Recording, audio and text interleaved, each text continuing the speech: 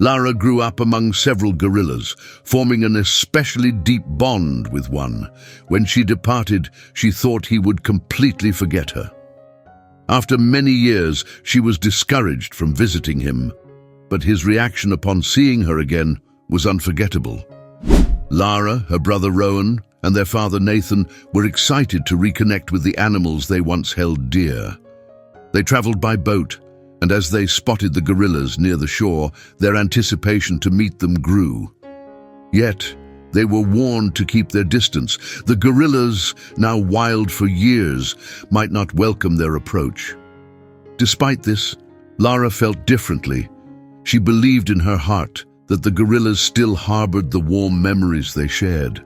They were like family to her, or were they? These gorillas had established their own families in the wild, families that had never known captivity. Approaching them was deemed dangerous, everyone cautioned. But Lara wasn't one to heed such warnings.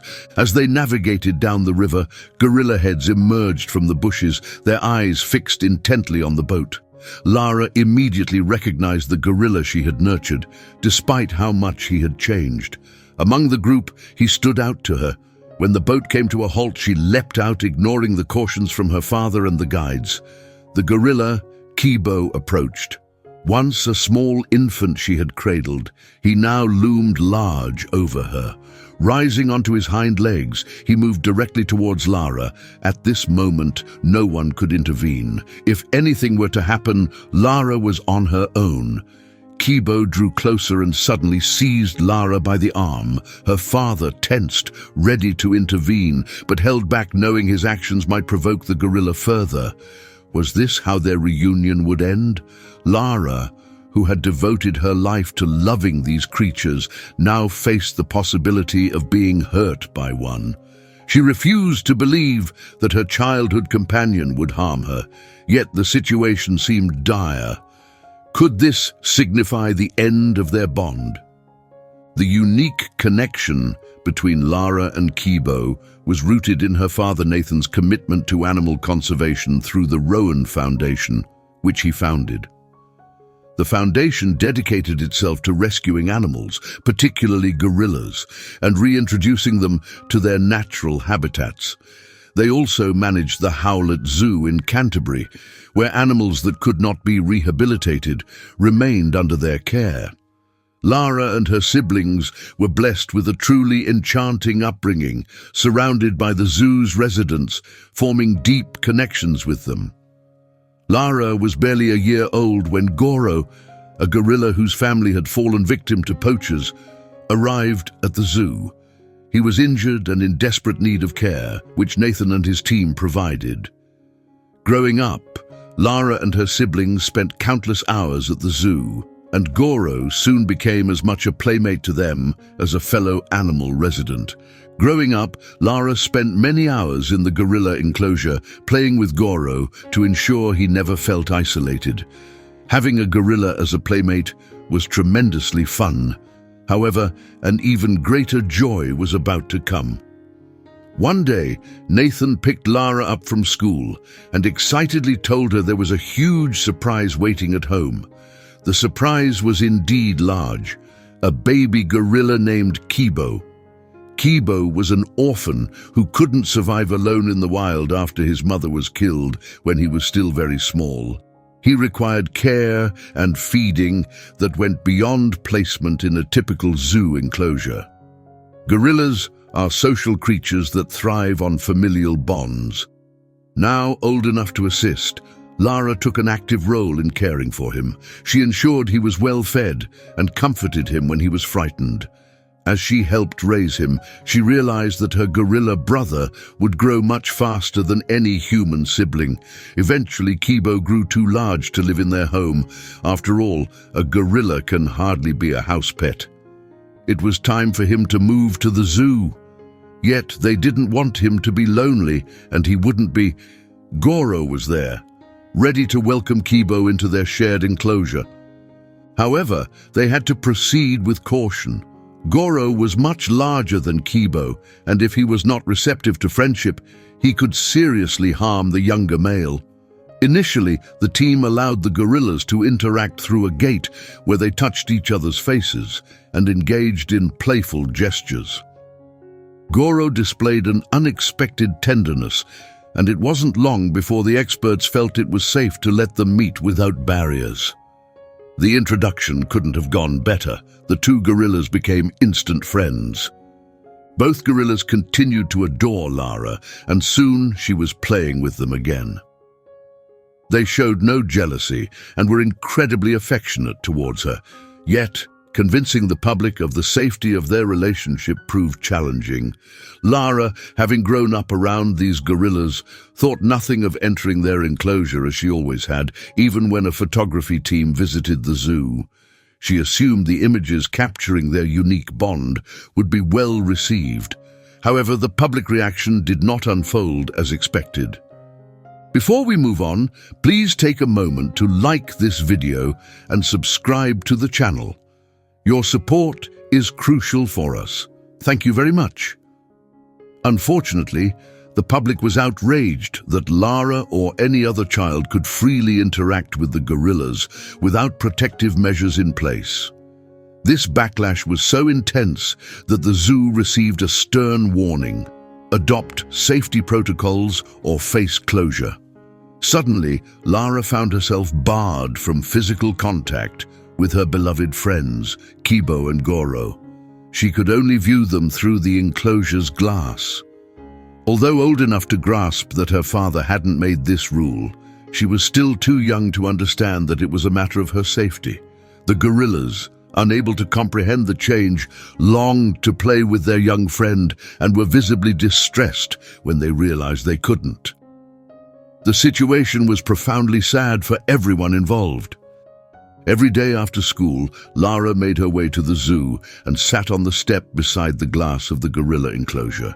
Whenever the gorillas, Kibo and Goro, noticed her, they would hurriedly approach, only to halt at the barrier. Kibo would emit a soft moan, and Lara would press her hand against the glass. On his side, Kibo mirrored her action, pressing his hand against the glass where hers lay. He longed for her touch. Although their separation was tinged with sadness, it was necessary for reasons beyond just Lara's safety. The time had come to prepare the gorillas for a return to the wild. Now robust and mature, they needed to become accustomed to relying solely on each other and their fellow gorillas, leading the humans to curtail further interactions. A few months later, the team completed the essential training for the gorillas to thrive in the wild. Nathan and his team had been dedicated to this training since the animals' arrival. The Foundation's mission was always to rescue these animals and release them back into the wild when feasible, and that time had now arrived. Despite Lara's mixed emotions, the months of preparation finally culminated in their readiness to return to Gabon. A sanctuary had been chosen for them, a place where they could be safe yet free to roam. It would be a long while before Lara and her family would see them again. Before the gorillas were sedated for their journey, Lara was allowed one last hug with Kibo and Goro. The gorillas eagerly pressed their heads against hers, savoring the embrace for as long as possible. The connection between the young girl and the gorillas was profound, a bond that would soon stretch across continents. Lara watched as the gorillas were placed into crates and loaded onto the truck, marking the beginning of their journey back to Africa. This was the goal they had all been working towards, their release into the wild. Yet for Lara, the moment was tinged with sorrow. It felt as though she was parting with family members she might never encounter again. As the years passed, Nathan made a trip to Africa to check on them.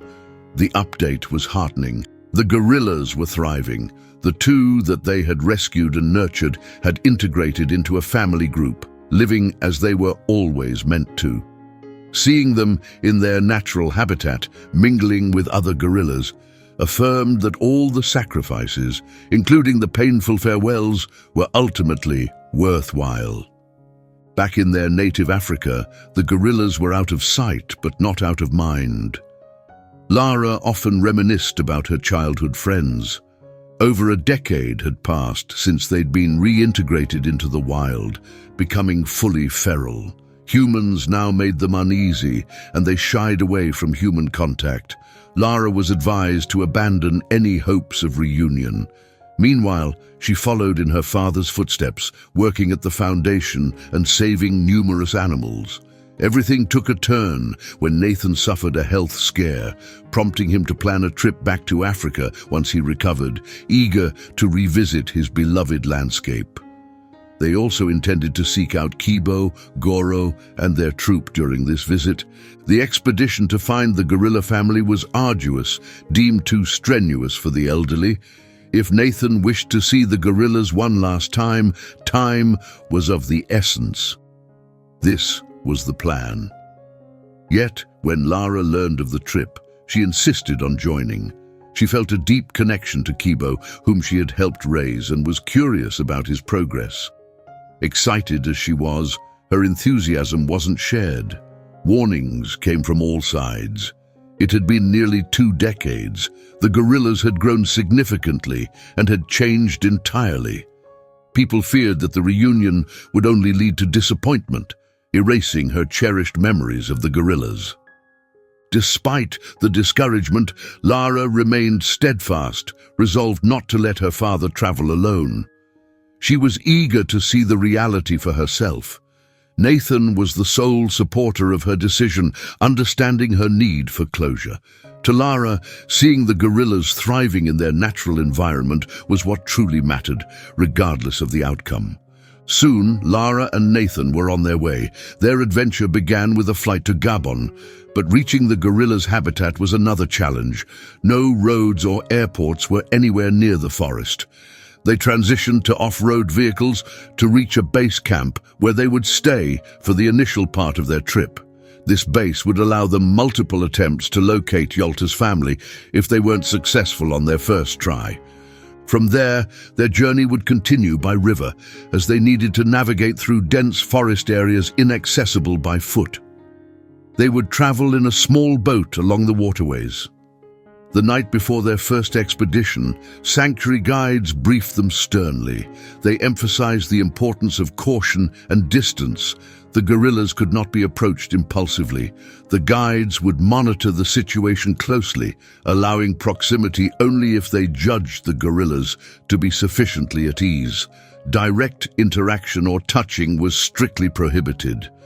Although Kibo and Goro were once familiar with human contact, they were fully wild now and could not be presumed safe. The first day of their search brought a moment neither Lara nor Nathan would ever forget.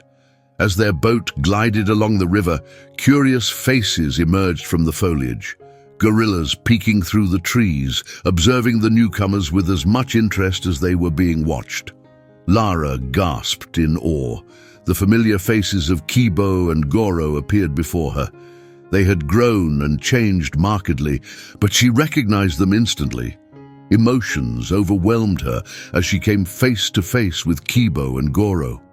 The sight of them so close brought tears to her eyes.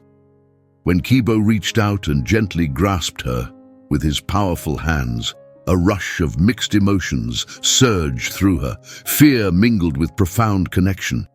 Her knees trembled, but as she locked eyes with Kibo, a glimmer of recognition seemed to pass between them. In a tender gesture, reminiscent of their last farewell, Kibo pressed his head against hers.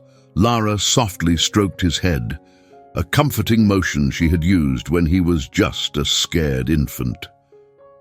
Kibo responded by gently rubbing her arms, keeping his head nestled close to hers in a poignant greeting. Then Goro approached as well. Mirroring Kibo, he recognized his old friend. Despite the years and their transformations, both gorillas sensed that the woman standing before them was the same girl who had once played with them. Gently, Goro extended a finger and caressed her face. Nathan stepped forward, joining in the poignant reunion.